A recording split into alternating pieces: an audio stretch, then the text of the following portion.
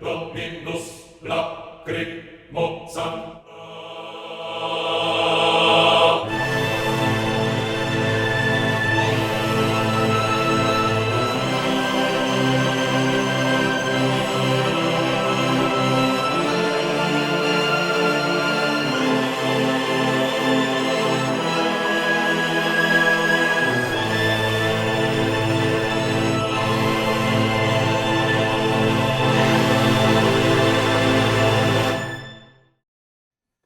Buenas noches a todos nuestros youtubidentes. El día de hoy les traemos nuevamente una entrevista amena con la maestra Daniela Cárdenas. Maestra, bienvenida. Gracias, Ernesto. Siempre un placer estar con ustedes.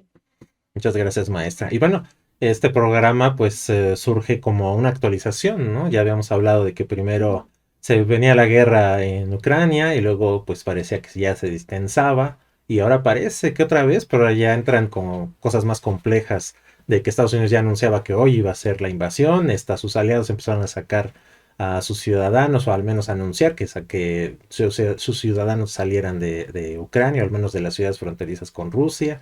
Este, y Rusia se empezó a burlar de Estados Unidos, dice, pues avísenos, ¿no? Cuando es la invasión para que nosotros organicemos nuestras vacaciones y empezó ahí una chunga, pero tremenda, ¿no?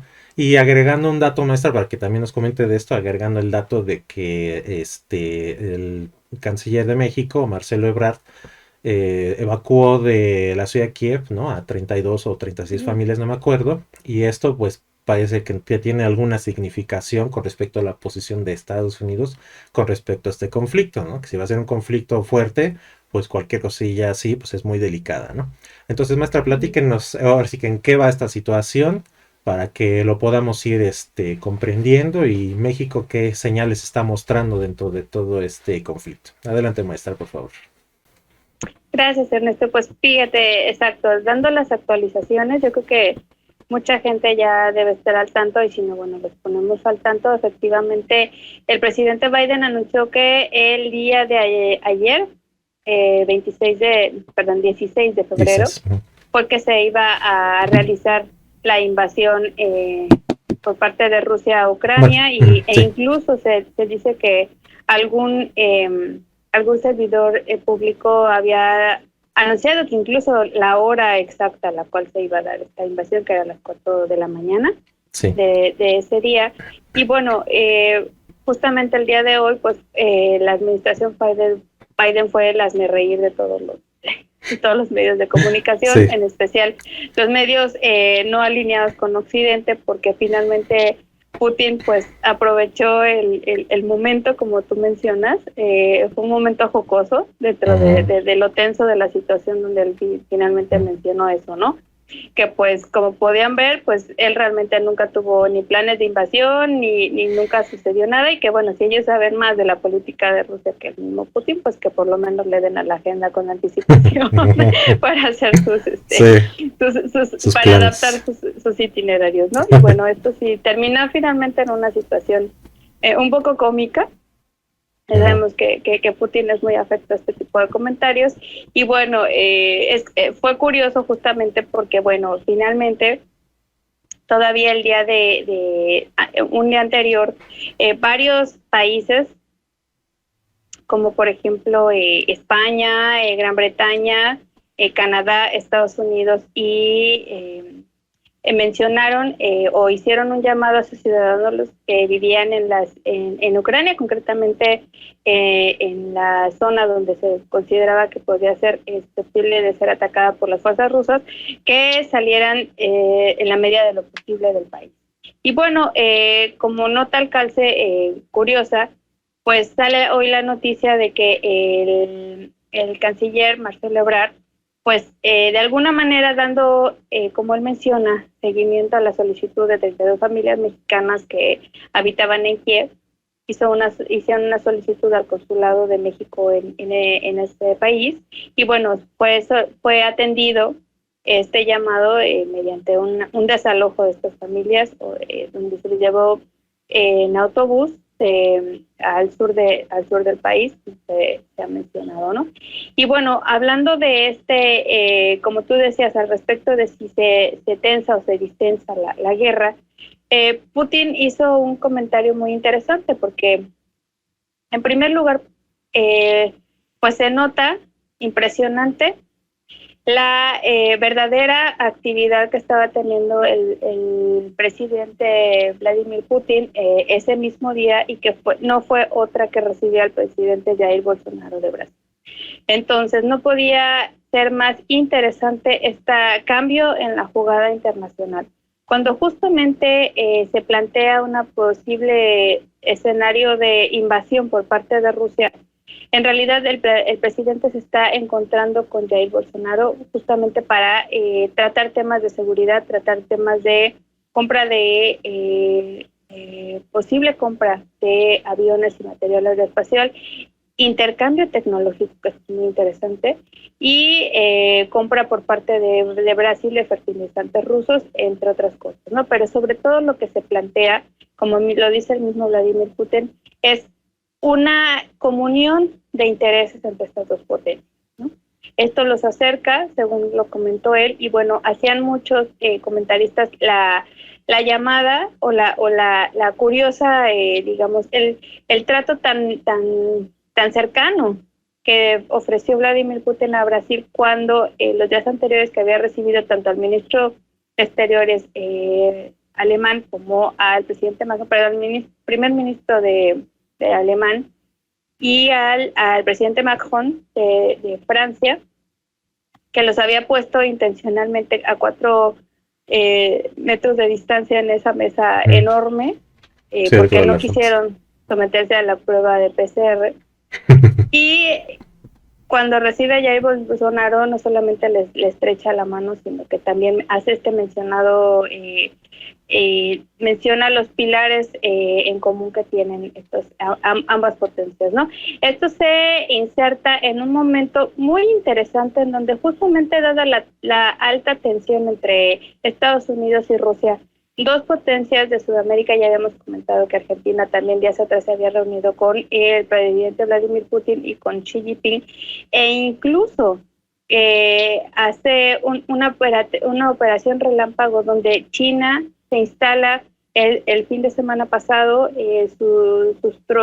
parte de sus aviones en las Malvinas, y eso crea inmediatamente una tensión inusitada con con Gran Bretaña, ¿no? Lo que de repente calienta el sur del continente americano. Y bueno, es curioso que justamente en este contexto donde las potencias de Sudamérica empiezan a unirse a la alianza militar entre Rusia y China, el canciller Marcelo Ebrard parece ir en sentido contrario. Es decir, no sabemos a ciencia cierta, no se ha entrevistado a las personas que fueron evacuadas, si ellas solicitaron realmente el asilo o fue el canciller a través del consulado quien decidió evacuarlos.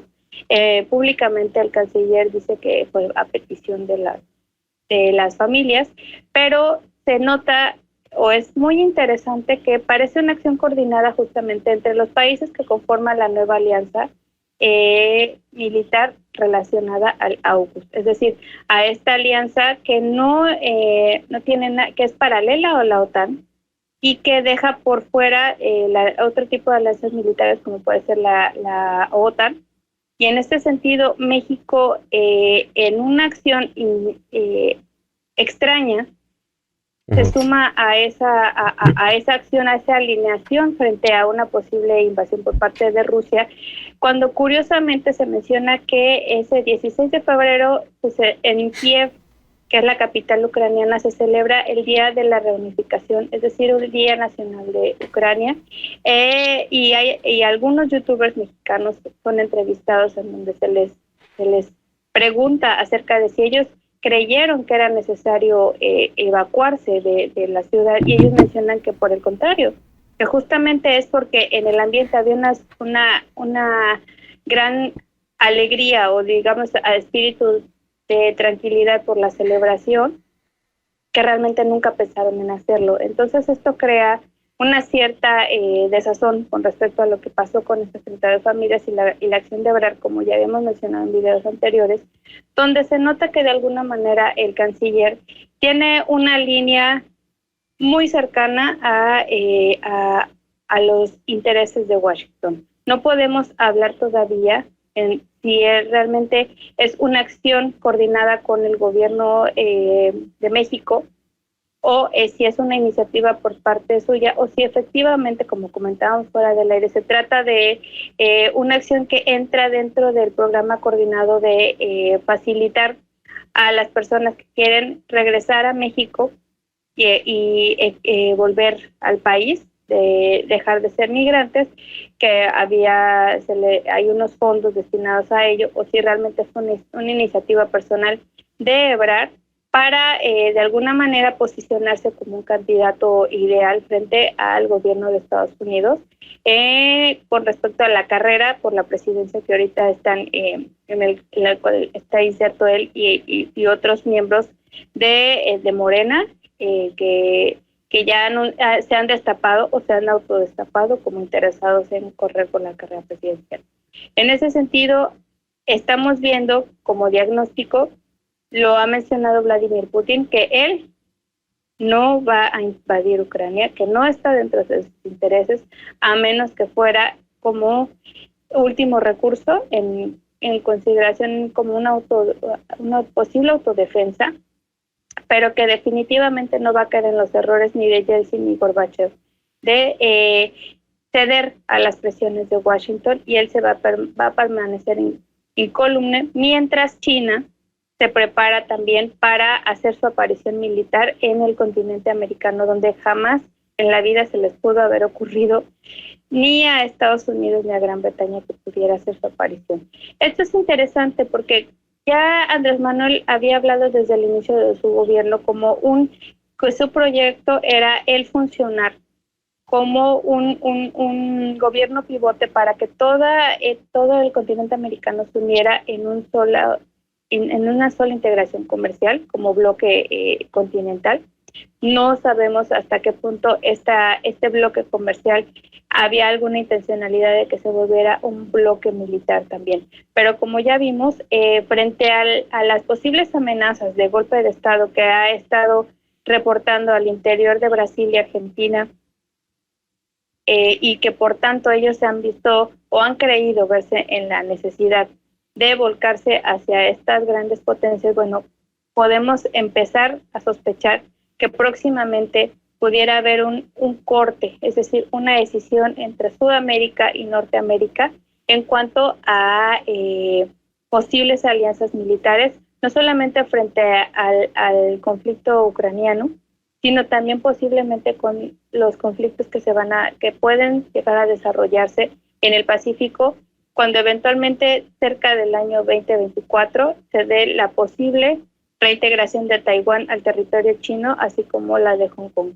Entonces, frente a eso, dejamos la duda o la incertidumbre que podrían ustedes como público preguntarnos o incluso arrojar alguna hipótesis sobre si realmente estamos ante una acción individual de uno de los miembros del gabinete de Andrés Manuel, o podríamos ya aventurar que se trata de una política de alianza militar con el bloque del norte, en cuyo caso tenemos que mencionar los peligros que esto conlleva, puesto que, como ya se ha mencionado en círculos de análisis alternativos, lo que está pasando con Estados Unidos y con el bloque de la AUKUS es tratar de evadir el pago de la exorbitante deuda que tienen todos estos países mediante la incursión a la guerra, cuando justamente el mayor tenedor de la deuda es China. Y bueno, en este sentido, ¿realmente Rusia y China cederán a esas presiones militares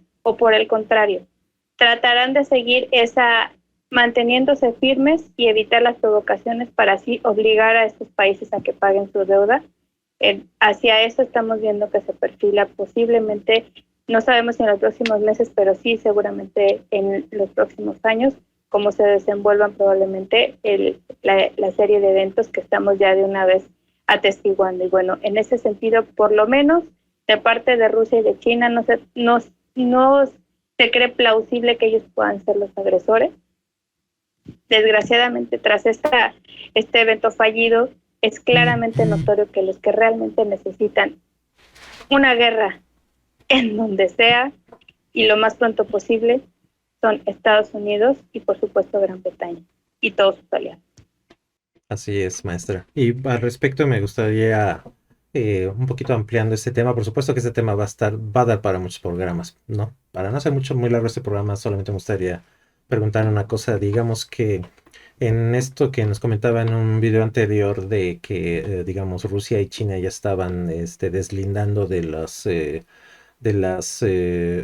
de los depósitos bancarios SWIFT, algo así nos explicaba la otra vez.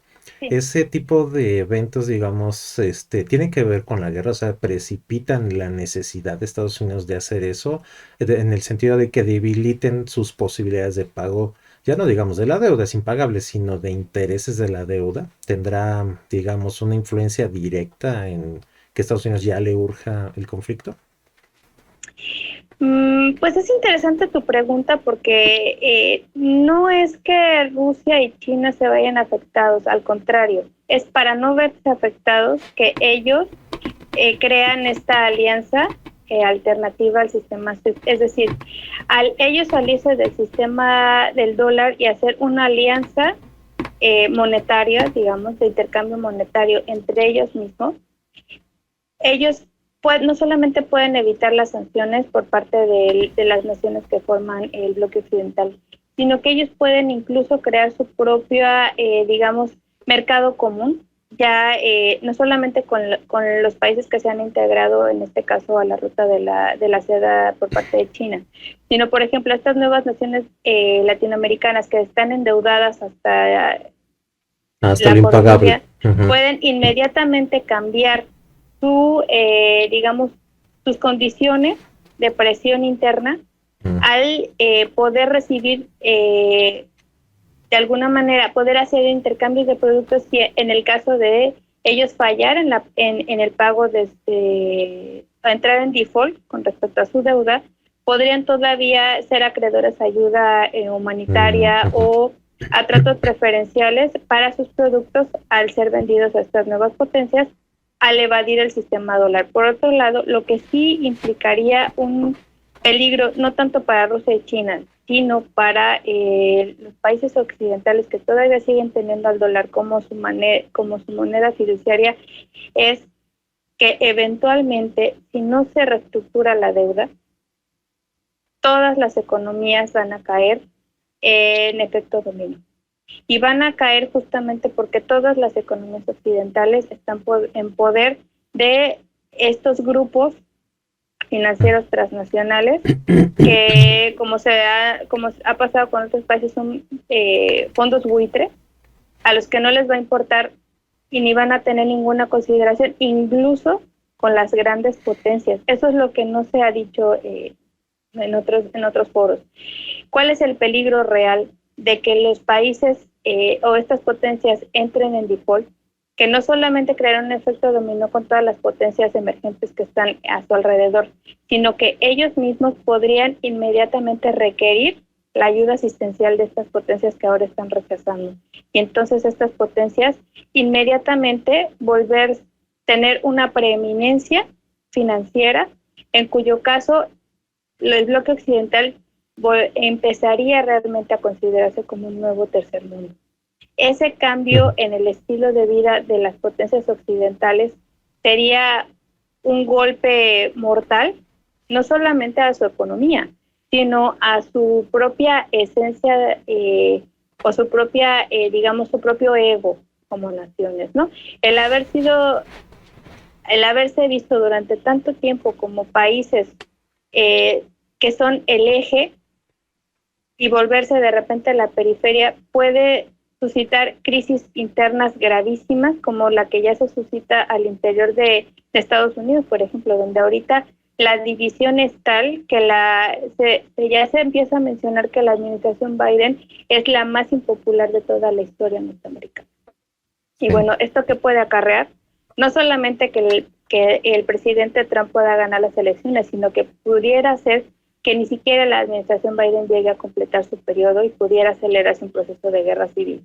Esos podrían ser los escenarios más difíciles que se podrían presentar, pero efectivamente el cambio o el abandono del dólar en masa también pudiera suscitar que todas estas potencias occidentales que están en un plan neutral pudieran sumarse a ese sistema alternativo que están motivando tanto Rusia como China, y que entonces las únicas potencias que se quedaron dolarizadas, como es el caso de México, sufrieran desgraciadamente esa debacle. Por eso es muy, muy importante hacer este llamado a todos los que nos están viendo, para que concienticemos que más allá de la política nacional tenemos que pensar también en términos internacionales, donde desgraciadamente por razones económicas, financieras o incluso ya por ósmosis, seguimos estando aliados a un bloque que parece que en estos momentos se está descubriendo como quizá el bando más débil. Entonces, dejemos esto en la reflexión y empecemos a cambiar y pensar diferente. Estamos viendo ya potencias sudamericanas en desbandada uniéndose a la ruta de la seda y yendo directamente al encuentro de Putin.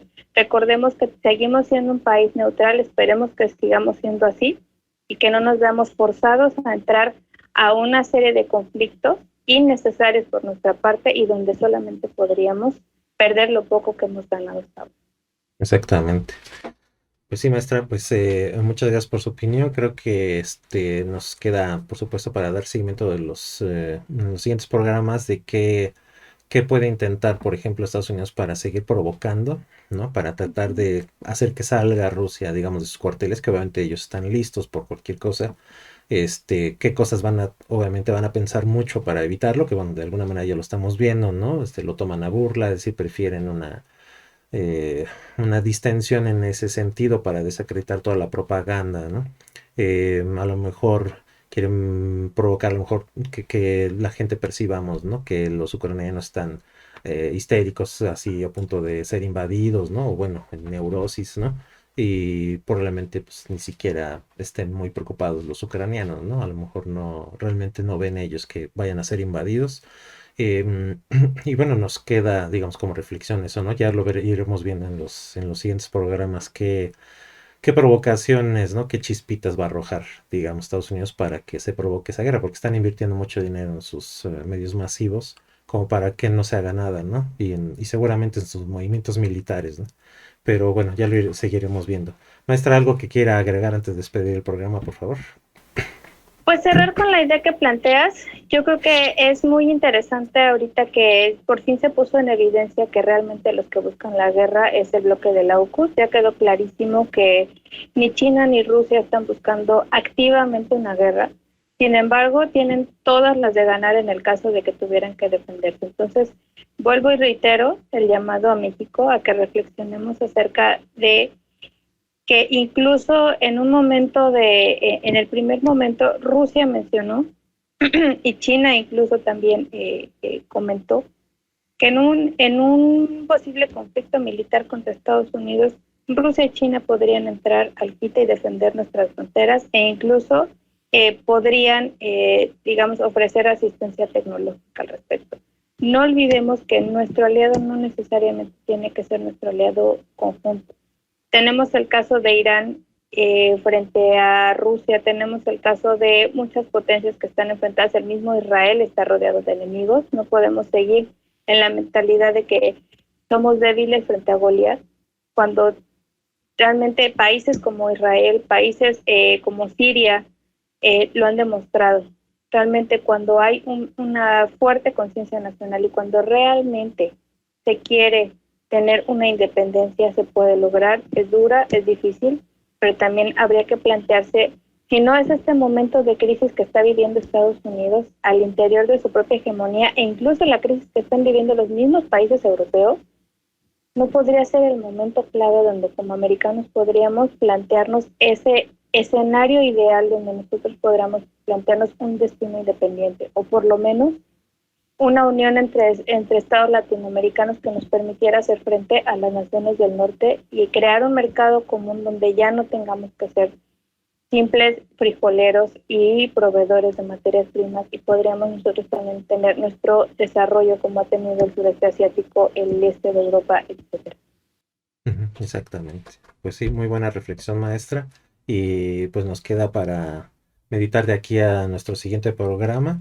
Yo le agradezco mucho que haya estado con nosotros. Le agradezco mucho a nuestros YouTube videntes que nos hayan asistido en este nuevo programa. Y pues nos despedimos con mucho gusto de todos ustedes y nos vemos hasta la siguiente vez. Hasta luego, maestra, y hasta Hasta luego, YouTube pronto. videntes. Bye bye. Bye.